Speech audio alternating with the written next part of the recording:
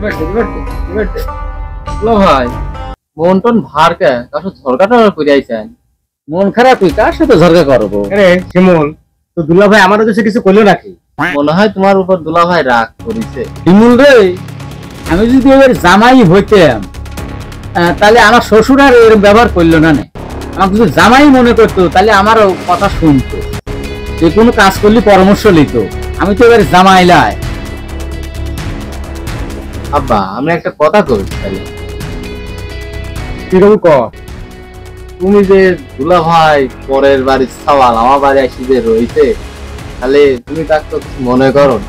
তুমি তোমার মাথায় যা মনে আসে তুমি তাই করো। তুমি নিজে নিজে যে বুদ্ধি আছে তোমার, তুমি তাই করো। ওই জন্যই তো দুলা ভাই তোমার উপর রাগ করছে।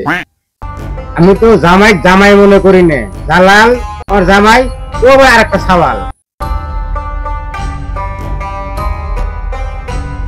জামাই বাপ শোনো, কথা শোনো। জালাল আসো, কি কোন আব্বা? বসো, কি হয়েছে শুনি। রাগ করছে বলে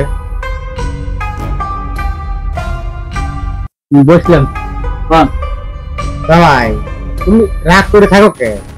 শিমুল জুড়ে আমার সওয়াল, আমি তোমাকে তো সওয়ালই মনে করি। তুমি রাগ করে থাকবে, মন ভার করে থাকবে, এটা কি আমার খারাপ লাগে না?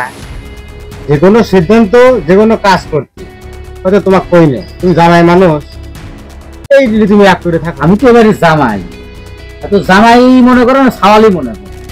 আমার তো মনে করেন যে যে কোনো কাজ করেন আমারও তো একটা সিদ্ধান্ত মনে করে শোনার উচিত। তা তো ঠিক আছে, শুনি নে তুমি সওয়াল কি মনে করবে।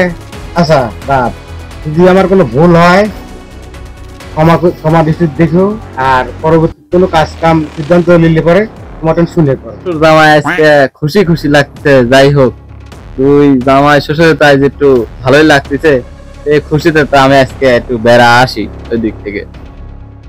আচ্ছা বেটা যাও, কি করবে করে দেবে ছিল, যাও কাম করো, যাও তুমি যাও, বেড়া আসো গা।